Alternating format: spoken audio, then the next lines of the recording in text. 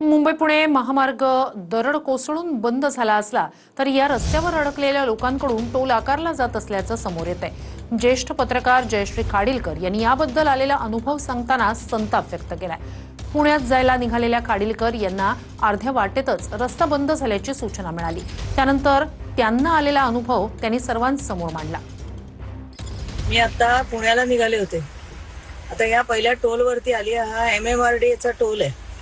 आता या टोल पर्यंत आले आणि MSRTCचा असं इन्फॉर्मेशन आली आहे की मुंबई पुण्याला जाऊ नका, मुंबई पुण्याचा रस्ता बंद आहे। आपली जी कनेक्टिंग लिंक आहे ती लिंक पण बंद झाली आहे, त्याच्यावर खड्डे पडले, त्याच्यात पाणी वाहतंय आणि पूर्ण ट्रॅफिक जॅम झालेलं आहे, म्हणून तुम्ही परत जा। आता तुम्ही मला सांगा की जर मी पुण्याला जाऊ शकणार नसेल तर मी हा टोल का भरू? आता हा टोल म्हणजे हा टोल क्रॉस करायचा, कारण मध्ये कुठेही मी टर्न घेऊ शकत नाही। हा टोल क्रॉस करायचा 250 रुपये भरायचे, तिकडनं परत टोलनी परत यायचं, परत 250 रुपये भरायचे, माझे 500 रुपये फुकट। म्हणून मी इथे आता जाऊन MMRDA ला विचारलं की मी टोल क्रॉस नाही करत, मला मधनं जागा करून द्या। आहे इथे जागा, सुतळी लावलेत आणि बॅरिकेड लावलेत। तर ते म्हणतात नाही तुम्ही हा पूल वापरला। अहो म्हणलं मी पूल कशासाठी वापरलाय, सेतू कशासाठी वापरलाय?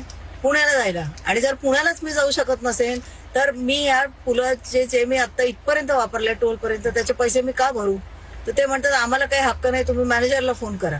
एक टोल फ्री नंबर दिलाय आणि त्या टोल फ्री नंबरवर मॅनेजर येणार 10 वाजता। आता काय करायचं सांगा? म्हणजे ही लूट आहे की नाही MMRDA कडून?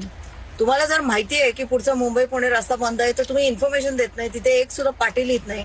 आता हे सगळ्या गाड्या येणार, या सगळ्या गाड्या इथे अटल सेतूला जातानाचा टोल आणि परत फक्त आम्ही युटर्न घेणार, परत 250 रुपये भरणार आणि आम्ही जाणार परत। आम्हाला ना आमचे टोलचे पैसे परत पाहिजेत हे फालतू।